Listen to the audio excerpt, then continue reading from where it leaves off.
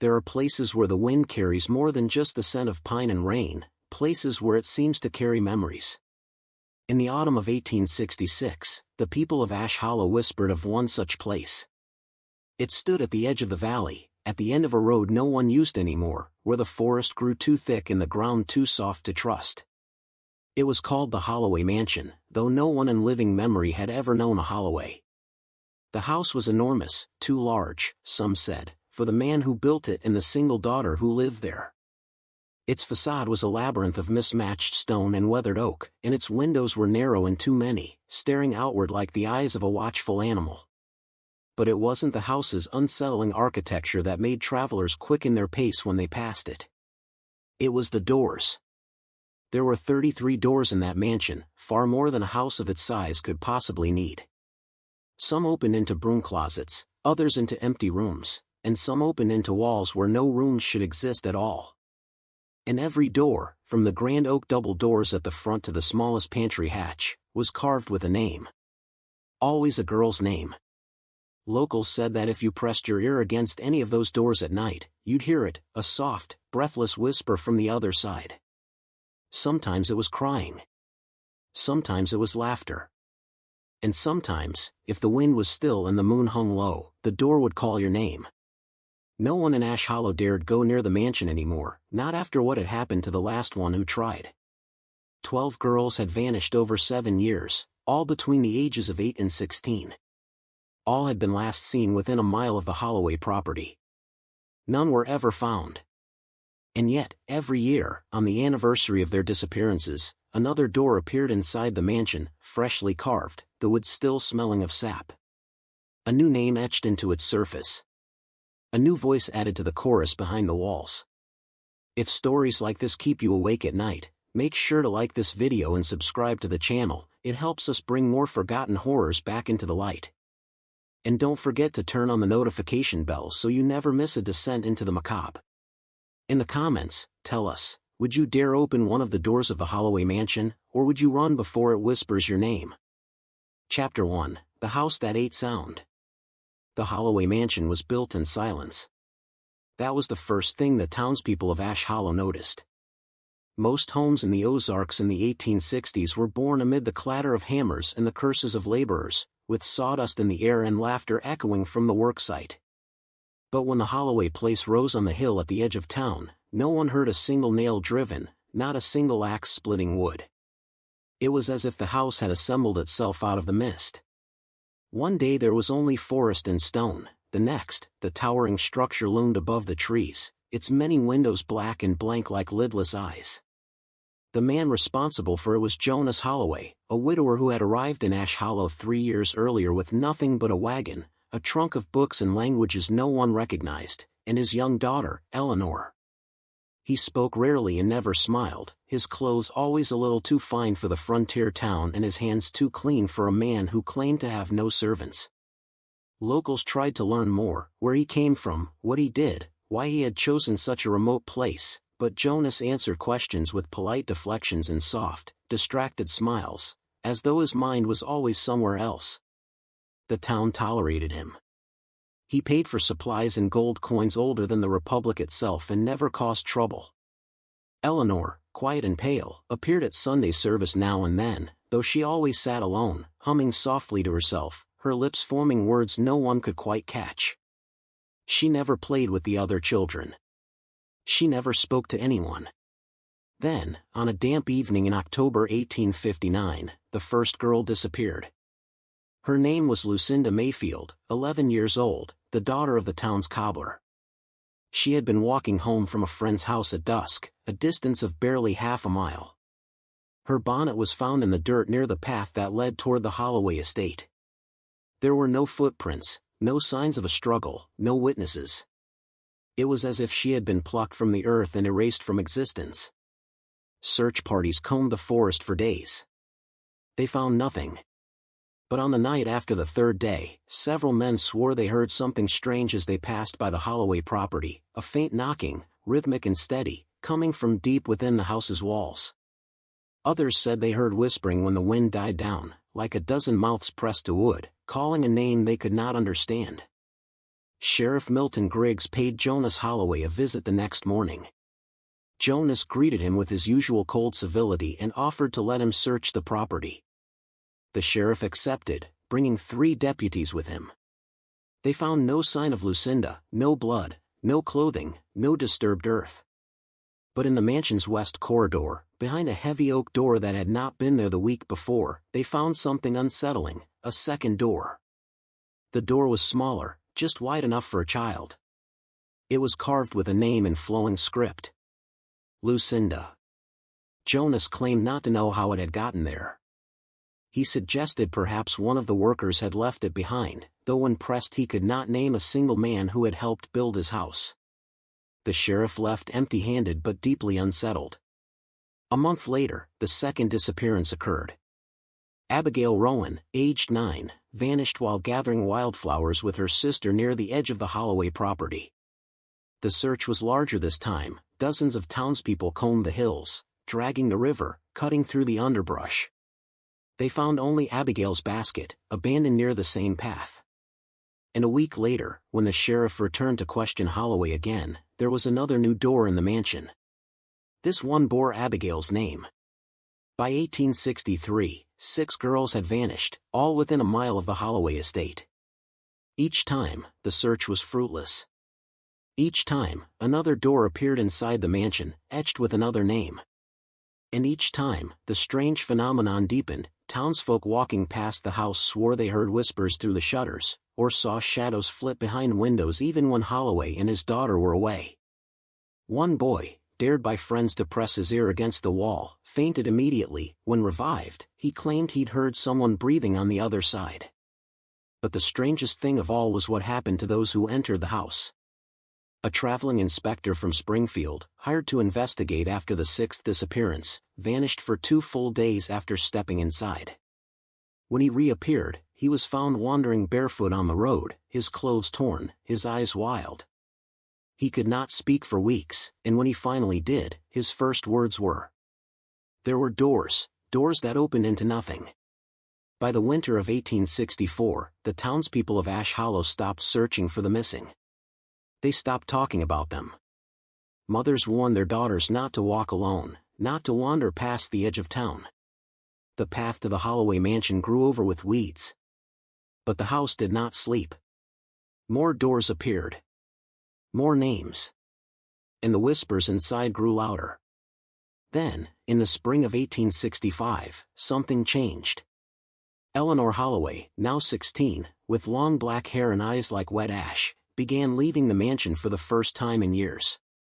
She was seen walking the edge of town at night, barefoot, humming the same strange melodies from her childhood. And sometimes, when she passed a group of children, they would stop speaking mid-sentence and follow her with their eyes, as if hypnotized. A year later, the 12th girl disappeared. And this time, the door carved with her name was different. It was larger. It had no handle.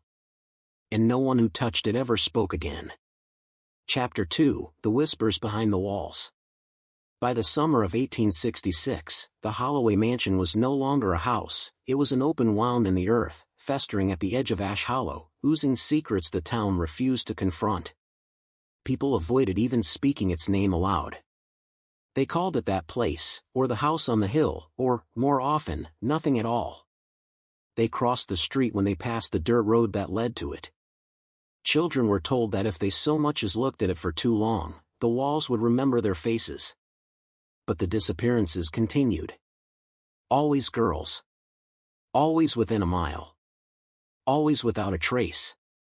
What frightened the townspeople more than the vanishings themselves were the things they could not explain, things that broke the laws of nature, of physics, of sanity. The house grew. Not outwardly, not in any way that could be seen from the road, but inside. Rooms that had once been small and square were now deep and cavernous. Hallways twisted back on themselves like intestines. Doors multiplied, rearranged, appeared where none had been before. A man who had visited in 1860 claimed that the kitchen faced west. When he returned 5 years later, it faced north. And everywhere, carved into the doorframes and archways, were names. Some of them were the names of the missing girls. Others were not, names that belonged to no one in Ash Hollow, no one in the surrounding counties, names in languages that no living soul could read. They were written in perfect lines, as if by a careful, deliberate hand.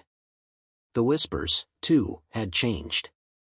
They were no longer confined to the inside of the house. Travelers on the road swore they could hear them from half a mile away, faint, high-pitched voices carried on the wind, weaving through the trees. Sometimes they were speaking, sometimes humming, and sometimes laughing in a way that made blood run cold. One night, a farmer named Elijah Porter, drunk and angry after losing a daughter of his own, decided he had heard enough. With a lantern in one hand and his hunting rifle in the other, he marched up the overgrown path and kicked open the door. "Give her back," he shouted into the darkness. "You hear me? Give her back." The neighbors who found him at sunrise said he was still standing on the porch, the lantern extinguished, the rifle discarded. His hair had gone completely white overnight. He spoke only 4 words before collapsing. They were behind the walls. He never spoke again. The county sheriff, pressed by the grieving families and terrified townsfolk, sent a formal notice to Jonas Holloway in July of 1866, ordering him to present himself for questioning in connection with the disappearances. Holloway did not respond. He did not come to town. He did not even acknowledge the letter. A week later, Sheriff Amos Latham assembled a search party, 12 men with lanterns, guns, and a shared dread they refused to speak of.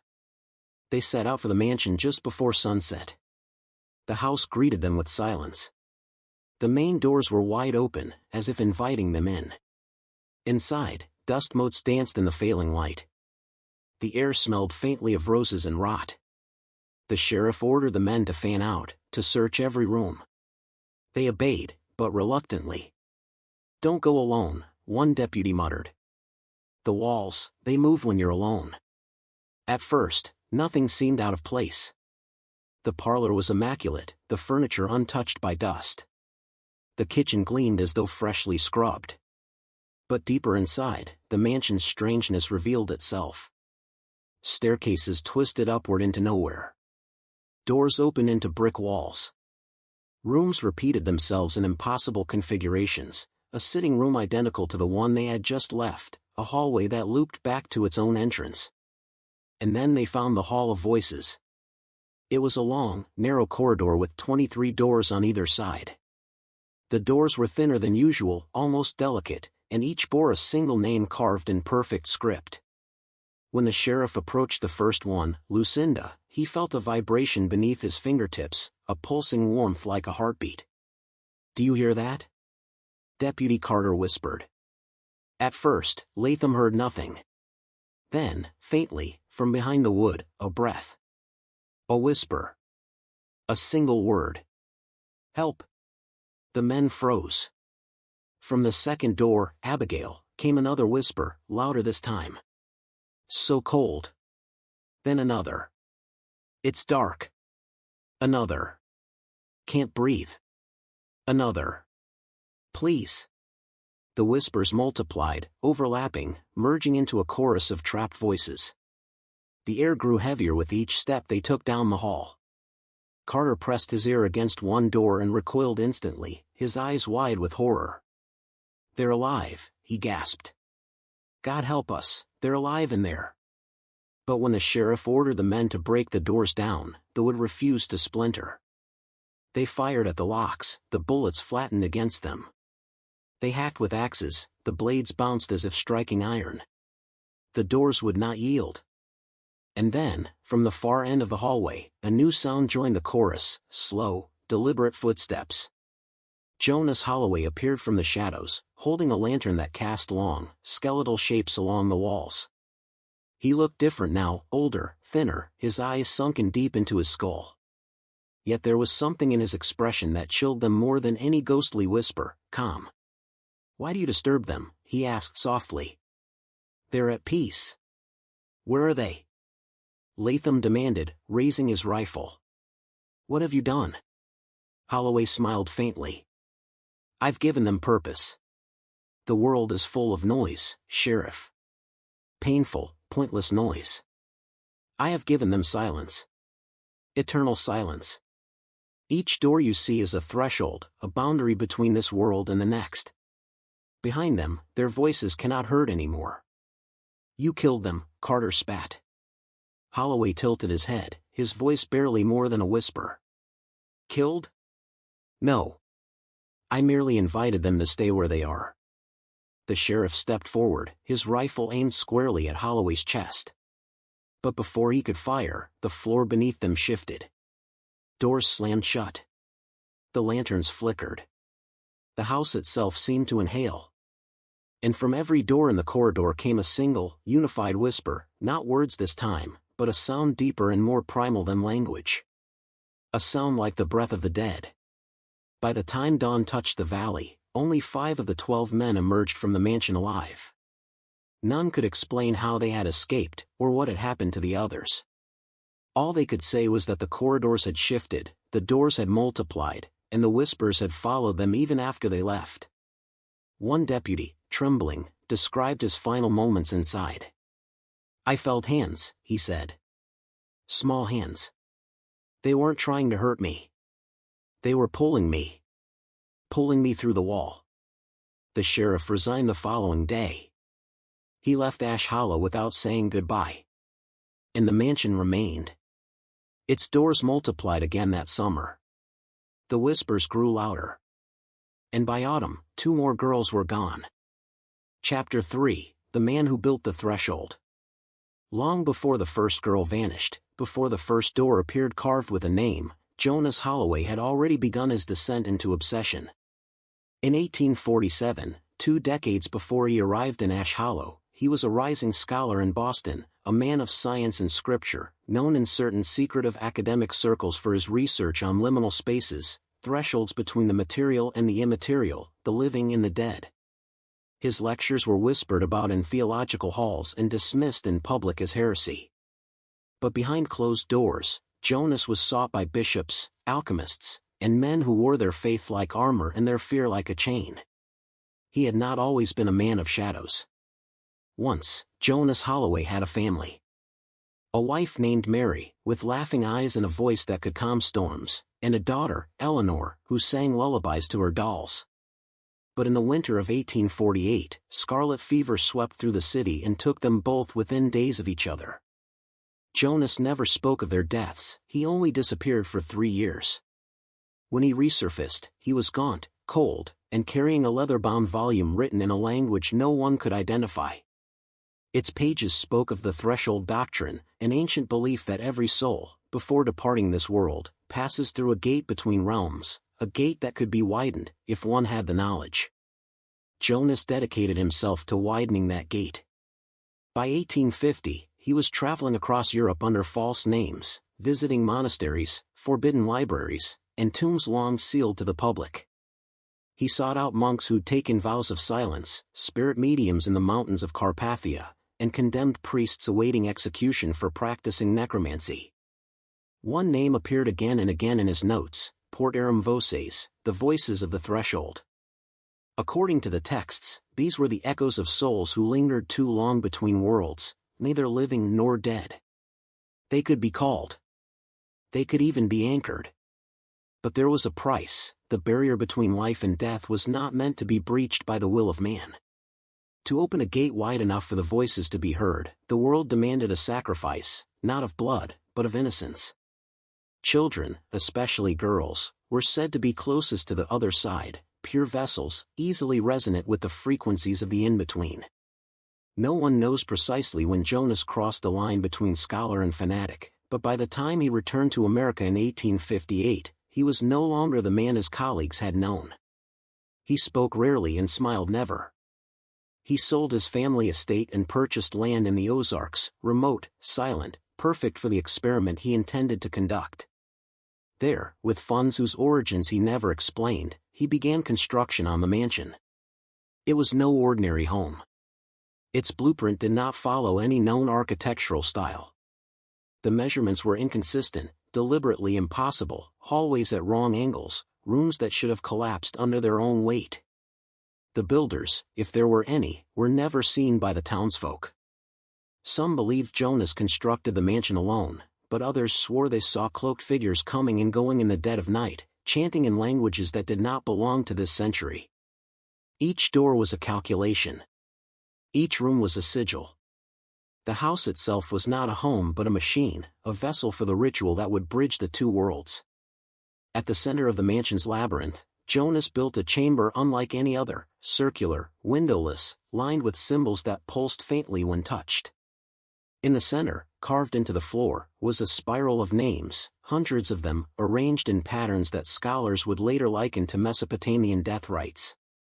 Jonas believed that when enough voices were anchored behind enough doors, the spiral would become a vocal conduit, a permanent bridge through which the dead could be heard, perhaps even brought back. But his plans required more than stone and symbols. They required a key. And that key was Eleanor.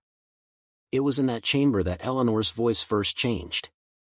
By the age of 10, she no longer spoke like a child but in whispers that carried multiple tones at once, as though several people were speaking through her throat. Jonas documented every sound, every cadence. The boundary thins, he wrote in his journals. Each voice strengthens the next. Soon they will speak without us. Locals who glimpsed Eleanor wandering the woods in the early 1860s described her as unsettling. She hummed songs no one recognized and often stared at nothing for minutes on end, smiling faintly as if listening to a joke only she could hear. A hunter claimed he heard her speaking to the trees. A preacher swore he saw her walk barefoot into the freezing river and stand motionless for an hour, lips moving silently, eyes glazed as if in prayer. By the time the first girl vanished, Jonas had stopped referring to the disappearances as tragedies in his journals. Instead, he called them vocal acquisitions. Each new name carved into a door was another note in the growing symphony, another thread in the tapestry of the threshold. But something unexpected began to happen. The voices behind the doors, once weak and distant, grew stronger. They started speaking unbidden, calling not only for help but for more. They demanded names, faces, lives. They told Eleanor secrets she could not possibly know. They spoke of futures that had not yet happened. They whispered of Jonas's wife and daughter waiting beyond the veil. Jonas had meant to bridge life and death. But he had built something else, a hunger. By the winter of 1865, even he began to fear what he had created. His notes became frantic, erratic. The walls listen, one entry read. The doors open when they wish. The voices lie. Another, written in a trembling hand, Mary's voice calls me now. She says she is not my wife. She says she has never been born. And still, the mansion grew. By the time the 12th girl disappeared in 1866, Jonas Holloway was no longer a man seeking to speak with the dead. He was a man trying desperately to keep the dead from speaking back. Chapter 4, The Night the Town Fought Back. By late autumn of 1866, Ash Hollow had become a town haunted not just by whispers, but by guilt. The church bells tolled every Sunday for the lost, but the pews stayed empty. Mothers no longer allowed their daughters to walk even a few steps without escort. Some families abandoned their homes entirely, loading wagons under cover of night and vanishing without goodbyes. And yet, through it all, the mansion remained, looming above the valley like a monument to the town's helplessness. It was on the coldest night of October that the people of Ash Hollow finally broke. The decision was not made in a single meeting or led by a single man. It came like a fever, first whispered in taverns, then shouted across fences, then spoken aloud from the pulpit of Reverend Clay's church. If we do nothing, more children will vanish. If we destroy the house, the evil will die with it. By the following week, 47 men, farmers, blacksmiths, war veterans, and grieving fathers, gathered at the edge of town. They carried rifles and torches, axes and shovels. Some brought holy water, others crucifixes. A few carried small wooden coffins, each carved with the name of a daughter who had never come home. Thomas Mayfield, who had lost little Lucinda 7 years before, was the first to speak. We waited for the law. We waited for God. Neither came. Tonight, we ended ourselves.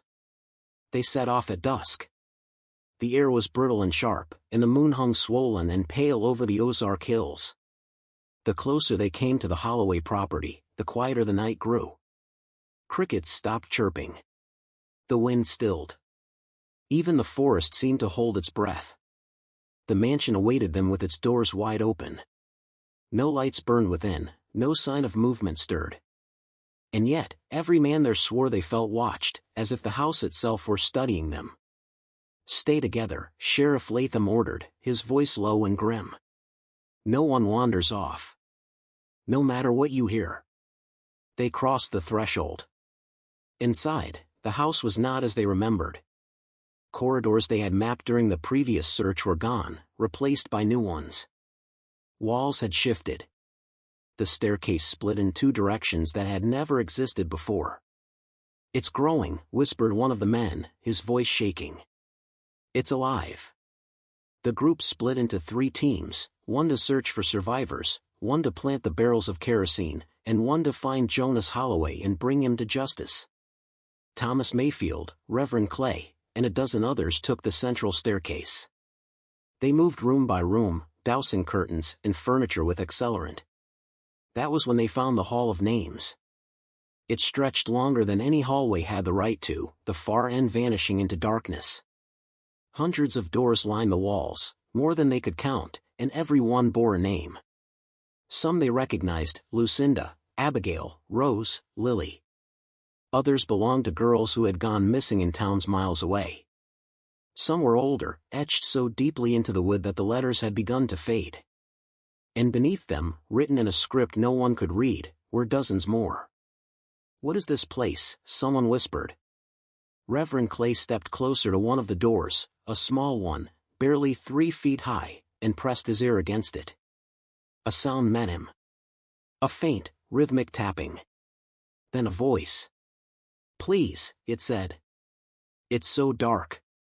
The Reverend stumbled backward, clutching his cross. "They're inside," he gasped. A murmur rippled through the men. Some began shouting prayers. Others raised their axes and began hacking at the doors. But no matter how many times they struck, the wood refused to give. The sound of their blows echoed through the mansion, but the doors remained unscarred. Then the voices changed. They were no longer crying. They were singing. Hundreds of them, in unison, a low, droning chant that vibrated in the bones. The words were ancient and unintelligible, but the meaning was unmistakable. It was a warning. "Get out," someone whispered. "We shouldn't be here." But before they could move, the doors opened on their own. It began with a single door near the far end of the hall, creaking slowly open into darkness. Then another. And another. Soon, dozens were yawning wide, revealing nothing but pitch black beyond. The chanting grew louder, and from that blackness came a rush of cold air that extinguished their torches one by one. Panic erupted. Men screamed for one another, stumbling in the dark. Some fired their rifles blindly. Others ran, colliding with invisible walls that hadn't been there moments before. The hall twisted and shifted, reshaping itself into a maze. "Back to the stairs!" Sheriff Latham shouted. But the stairs were gone. The hallway looped back into itself. The front door, once visible down the corridor, now showed only more hallway. The house had trapped them. And then the hands came. They were small, childlike, impossibly cold. They emerged from the darkness of the open doors, dozens of them, reaching, clutching, pulling at coats and boots and skin. They weren't trying to harm, they were begging. "Help us," the voices cried. "Don't leave us here. Please. Please." One man, terrified beyond reason, fired his gun into the darkness. The shot echoed, and then something laughed. Not a child's voice this time, but something older, deeper, crueler. Jonas Holloway stepped out from the black. He looked nothing like the man they had seen years before. His skin was pale as bone, his hair completely white, and his eyes were voids. They reflected no light, no emotion. He carried no weapon, wore no armor, and yet his presence silenced the room. "You came to destroy my work," he said calmly. But you do not understand, this is not a house. It is a bridge. Burn the walls and the threshold remains. Break the doors and the voices will build new ones. The only way to end this is to close the gate from the other side. What have you done? Thomas Mayfield roared. Where is my daughter? Jonas smiled faintly. She is where all the lost go. Beyond the doors.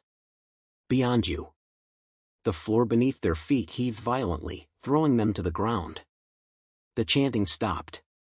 The hands withdrew. The doors slammed shut with a force that rattled the walls. When the silence returned, Jonas was gone. Only 17 men escaped the mansion that night. The rest were never seen again.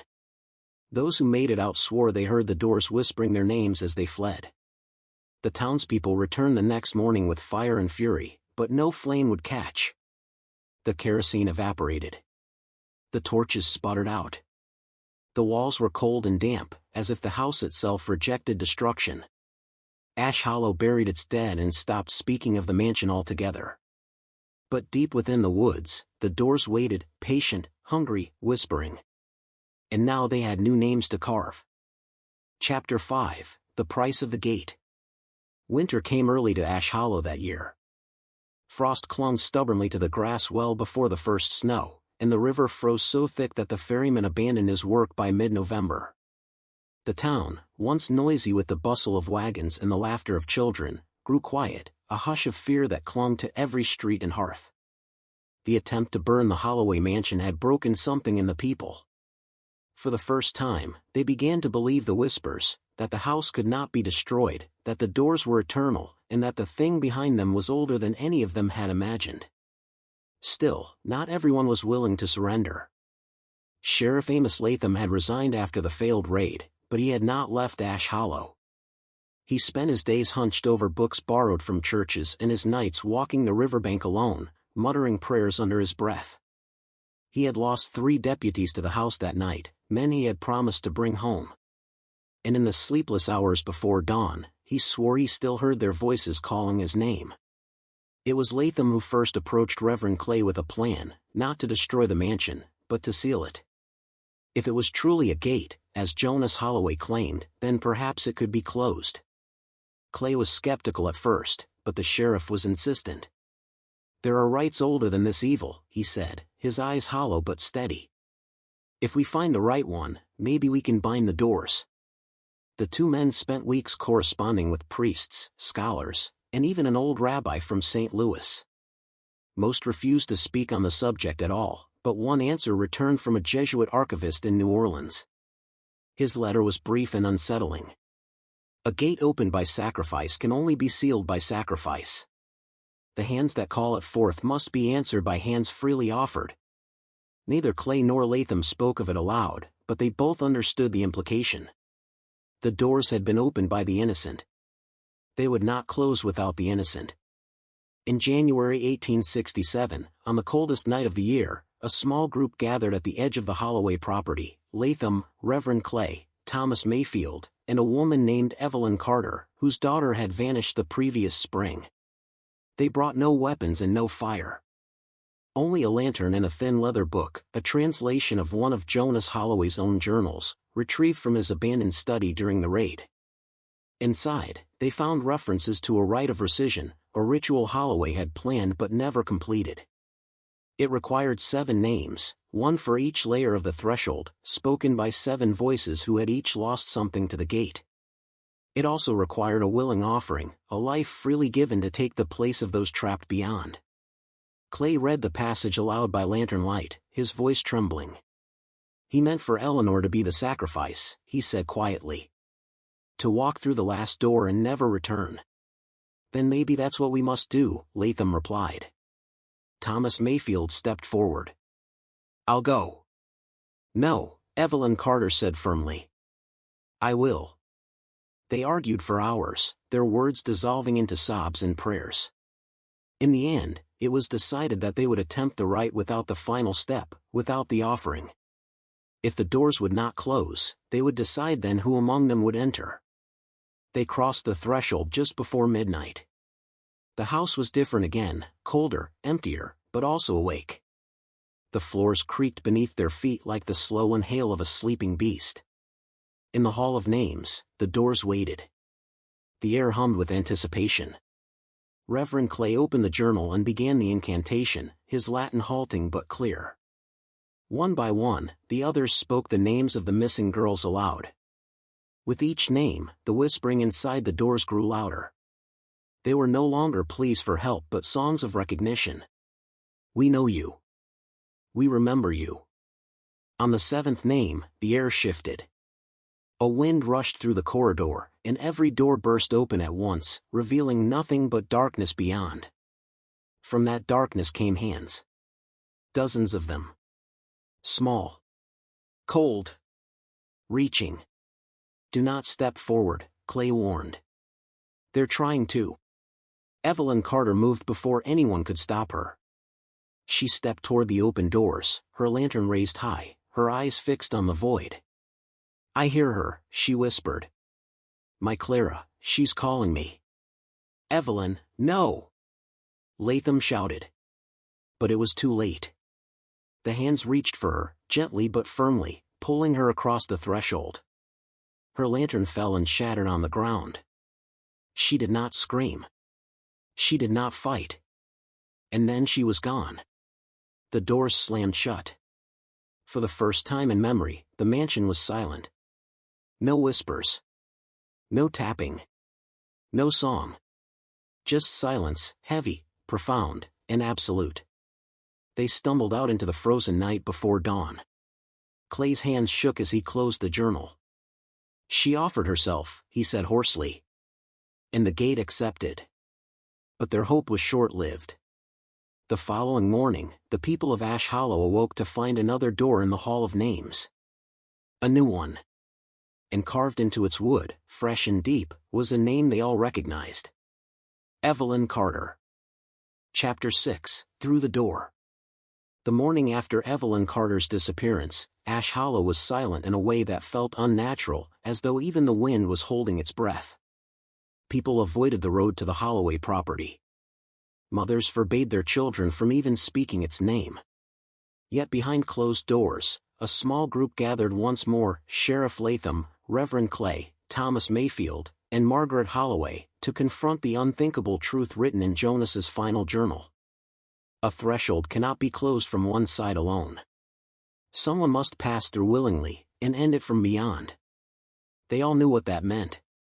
Evelyn was now part of the gate, and if she could not close it, someone else would have to follow. Thomas spoke first. I've lived too long with Lucinda's name carved into that wall. If I can end this, I will. 2 nights later, beneath a moon choked by clouds, the four entered the mansion again. The Hall of Names pulsed with life, the doors seemed to breathe, inhaling and exhaling in rhythm with their footsteps. When Thomas placed his hand against the one marked Lucinda, it was warm as living flesh. I'm ready, he whispered. The door opened. Darkness swallowed him whole. It wasn't absence, it was substance, clinging to his skin, heavy and damp. When the door slammed shut behind him, the house was gone. He stood in a corridor lined with endless doors, carved from black stone, each engraved with names, human and otherwise. From behind them came a cacophony, weeping, laughter, and sounds that weren't sounds at all.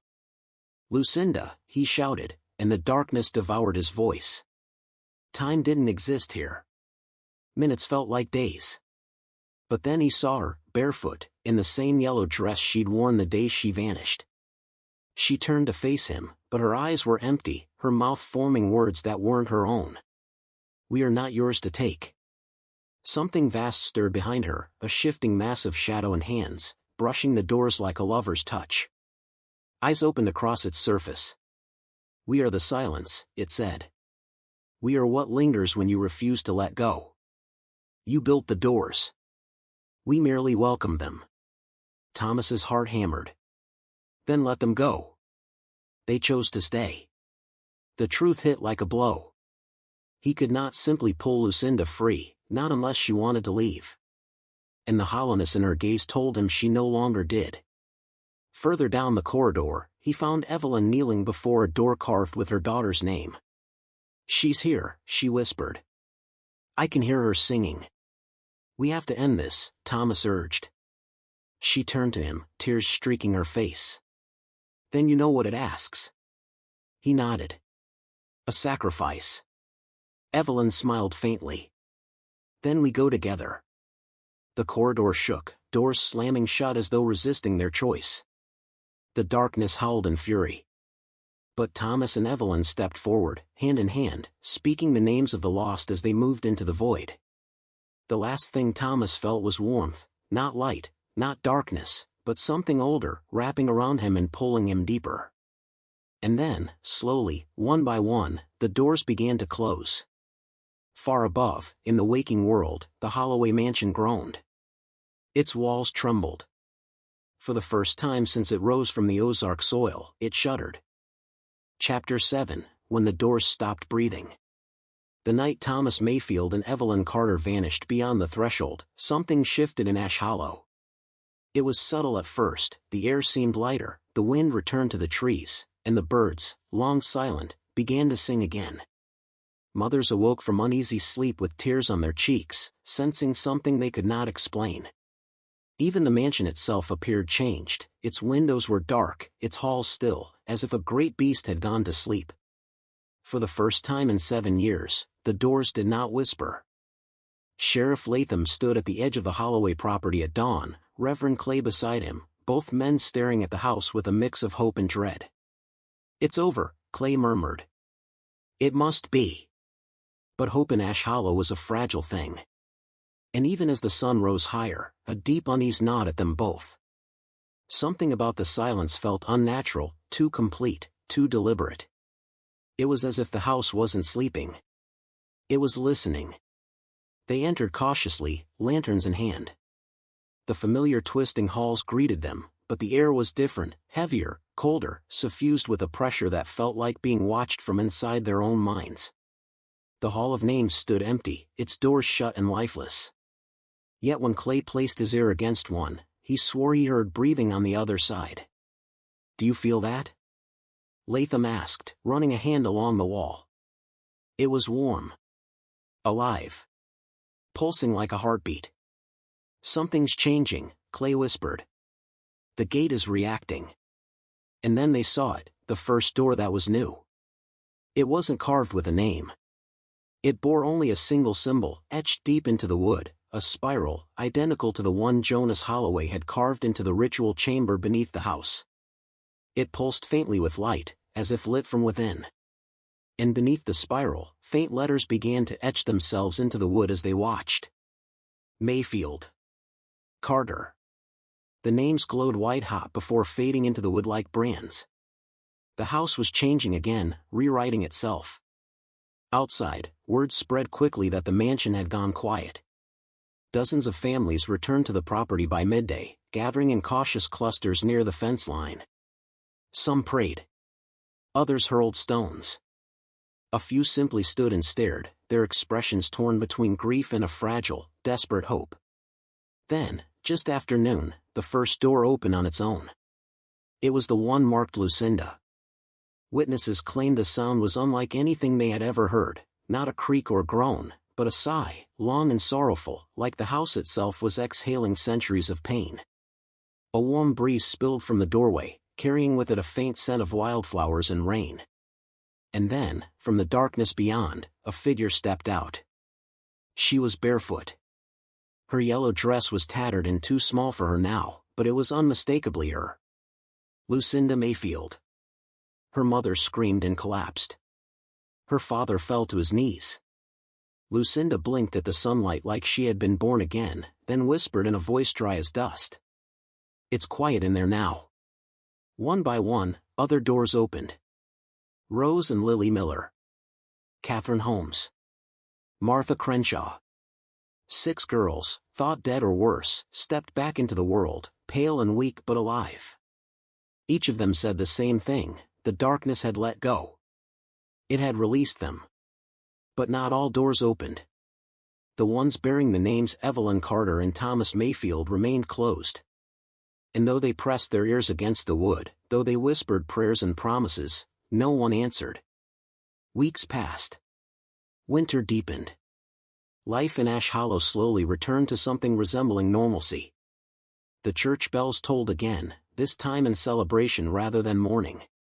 The returned girls were reunited with their families, though none of them remembered much. It was like a dream, Martha said. We were standing in a hallway that never ended, and then it just disappeared. And yet, despite the joy, a shadow still hung over the town. The Holloway mansion remained. It did not crumble. It did not decay. Its doors stayed sealed. Reverend Clay visited every day, sitting silently on the porch for hours, waiting for any sign from beyond. Sheriff Latham tried to organize another expedition into the house, but the doors refused to open again. It was as if the house had finally sealed itself, not as a prison, but as a tomb. One night, weeks after the last girl had returned, Clay was roused from sleep by a knock on his door. A young boy stood on his porch, barefoot and shaking. He said he had been playing near the mansion when he heard a man's voice, whisper his name. "What did it say?" Clay asked. The boy swallowed. It said, "The door is closed, but the silence remains." The mansion never took another soul. Its windows stayed dark, its halls empty, its walls silent. But those who walked past swore they could still feel a heartbeat beneath the earth. Sometimes, on still nights, they heard faint tapping from deep within the ground, not desperate, not trapped, but rhythmic. Purposeful. Some said it was the sound of the threshold healing itself. Others believed it was Thomas and Evelyn, still walking the halls on the other side, guiding the lost back toward the light. And a few whispered a darker possibility, that they had taken the place of the silence. That to end the hunger, they had become part of it. Either way, the doors no longer opened. But they never stopped breathing. Epilogue: The house that waited. Decades passed. The town of Ash Hollow grew and changed, railroads came, electric lines were strung, and the forests thinned as farms pushed deeper into the valley. New families arrived, and with them came new stories, new fears. But one thing remained untouched. The Holloway mansion still stood on its lonely hill, silent and patient. Its windows were dark, its doors sealed tight, and not a single whisper had been heard within its walls since that final winter. Children dared one another to run up the overgrown path and touch the front door, but even the bravest fled before they reached the porch. Some swore that if you pressed your ear against the wood, you could still hear breathing. Others said that on the coldest nights, faint light flickered behind the boarded windows, as though lanterns were being carried down corridors that no longer existed. And a few, the ones who stayed long enough and listened closely enough, claimed they could hear voices. Two of them. A man and a woman. Their words were indistinguishable, their tone neither sorrowful nor angry. Just calm. Watchful. Eternal. They say the mansion is no longer a gate, but a guardhouse, a barrier between worlds, tended by those who gave everything to keep it closed. The doors may never open again. But somewhere, beyond them, Thomas Mayfield and Evelyn Carter are still walking. And as long as they do, the silence will remain.